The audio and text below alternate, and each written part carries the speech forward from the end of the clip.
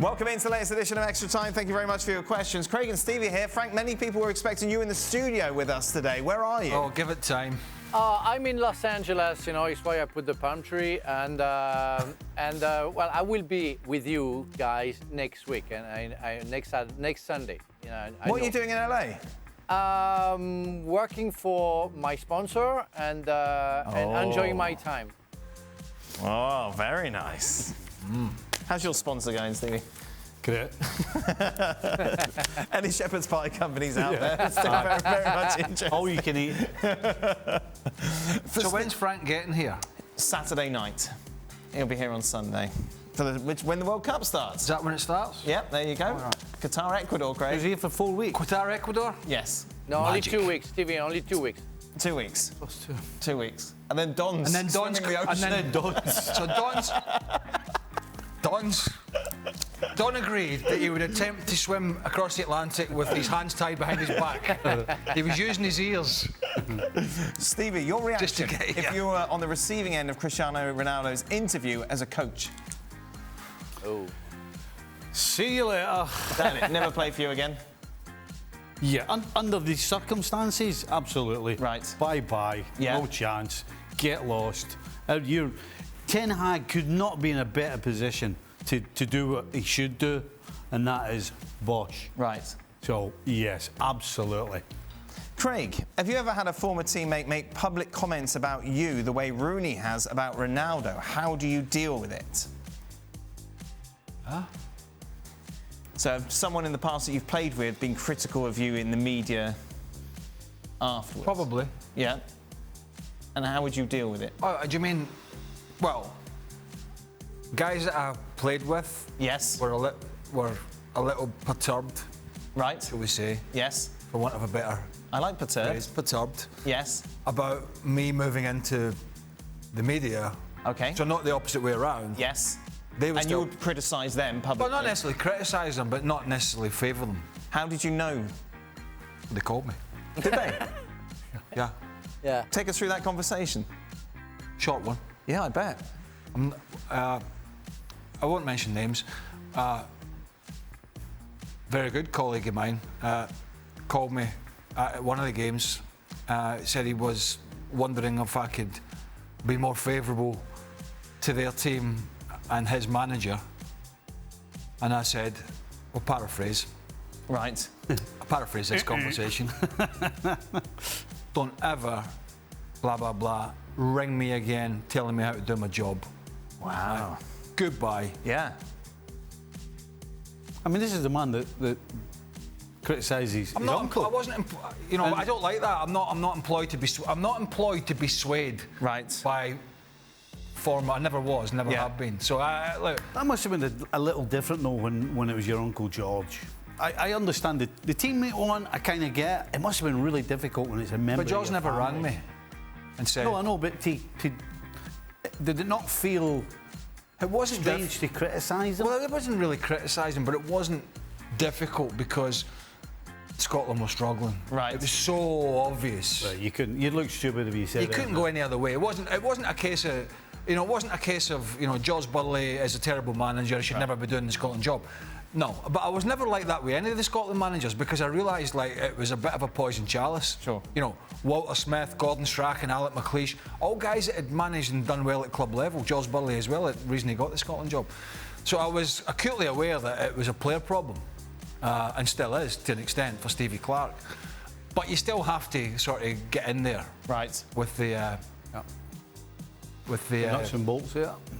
the waders on. I'm surprised they called you, because surely No, knowing but you, what- they couldn't expect But you that's to what you would give do. any other... If it was the other way around, that's what you would do, right? What?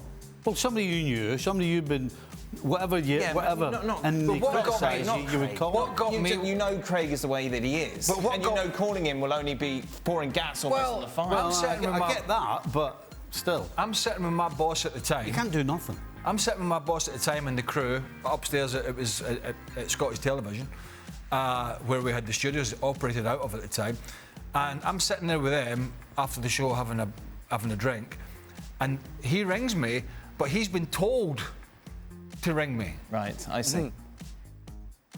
Because he knows you, and then he's And I'm like, like, to the I middleman.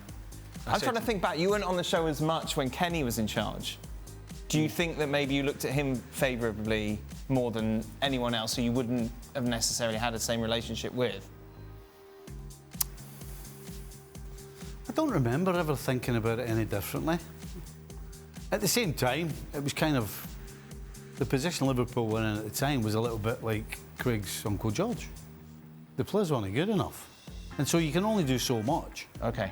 I don't remember a time where I ever thought, why did he play him instead of him, or why are they playing 3-5-2 instead of... I don't remember that ever happening. I don't remember ever... I don't remember the feeling, because I know I probably would. Yes. And I would have to make a decision of whether to... But you didn't feel consciously there was a decision you had to make because of what was going on. Frank, obviously international with us now. You had a French radio show as well. I imagine you must at one time or another had to criticise former teammates of yours. Yes, I did. It happened once with Didier Deschamps, where during the first half of the European Championship, he put Matuidi on the right side, and I said half-time that he was wrong and that he will change, and he changed effectively. That he put Matuidi back to his left side, and I say, you see, he know that he was wrong, so he changed it. And he called me after the game, saying, yeah, I was told by some friends that you criticized me a lot during the game. I say, well, no, I think your good friends should listen a little bit better. So I sent him the video about what I said. It was for the French television. And, well, he ended up well when he said, oh, I'm sorry, forget it. But, yeah, it can happen, where some people, like Craig said, some people are here to put the mess, and they try to do it very well. And that's why you call them. Because anything second-hand is never correct. There's always a little bit added on or a little bit taken away, so you go straight to the horse and you get it from there. Right. Did you call anyone up? I don't know. No, I don't remember him ever. Not anybody that I knew. Right. I've been criticised by plenty of people, well, but none that I knew.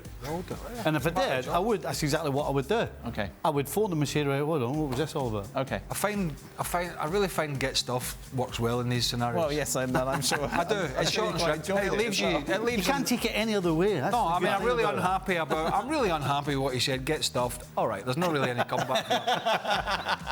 What do you really mean? I mean, somebody said to me once about doing the job years ago, and I said, look. We haven't entered into a popularity contest here.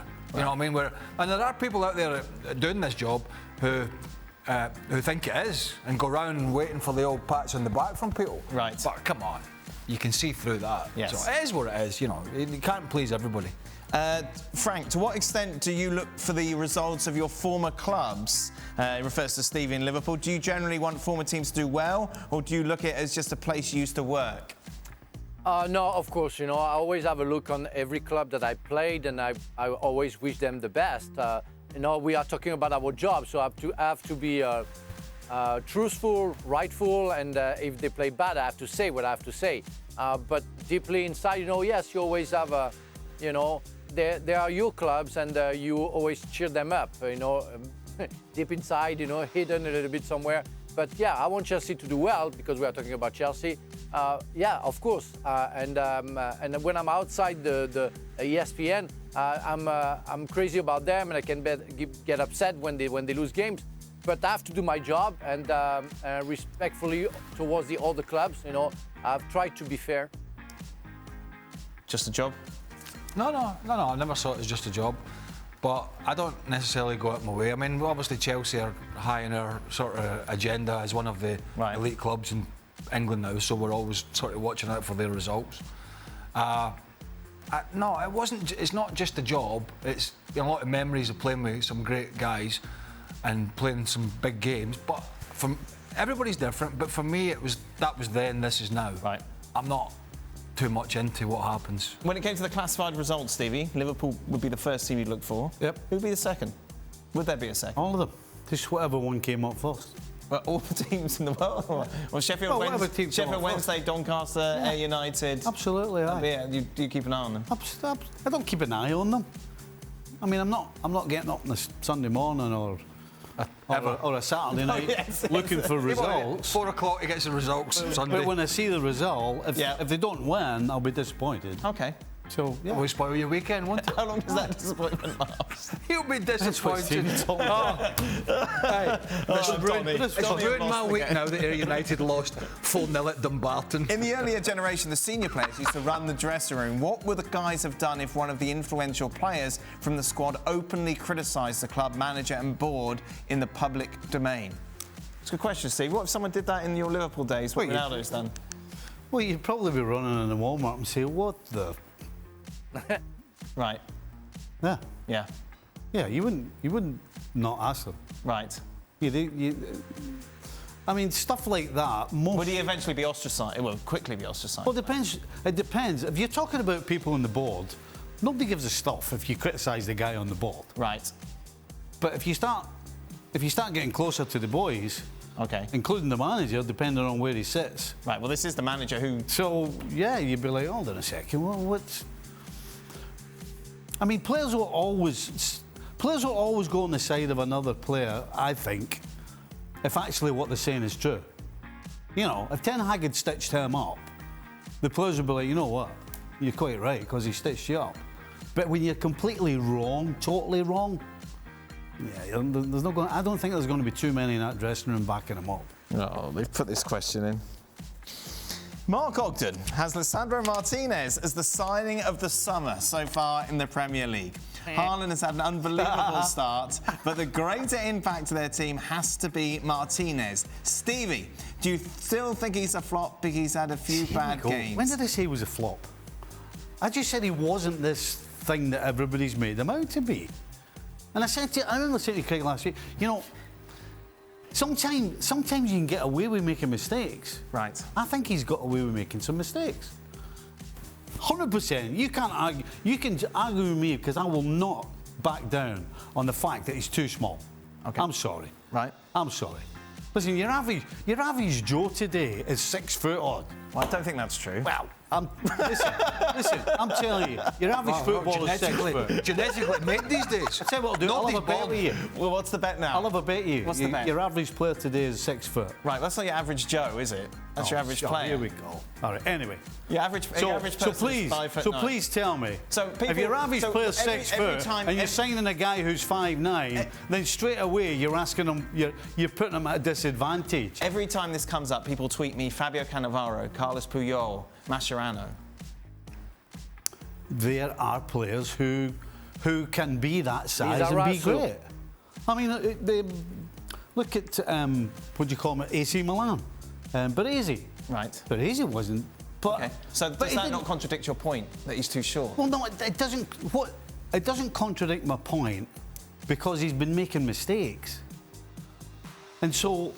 He's been making mistakes on the ground, but the one thing you know is that he's at a disadvantage when there's a ball played in the box in the air. Right. And nobody can argue with that.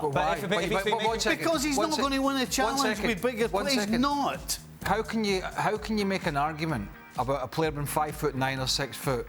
Because you're 6 foot or 6'1" doesn't mean you can jump higher than the 5'9" player.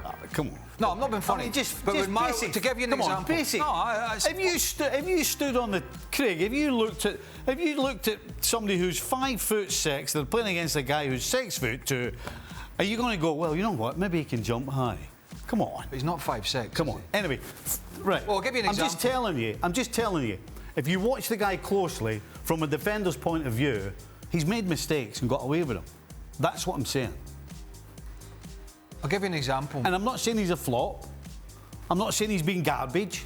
I'm just not as high on him as certain other people, including Mark Ogden. No, listen, if you think he's not a good defender, but I can't. The height thing, I don't think. Listen, remember Marouane Fellaini, right?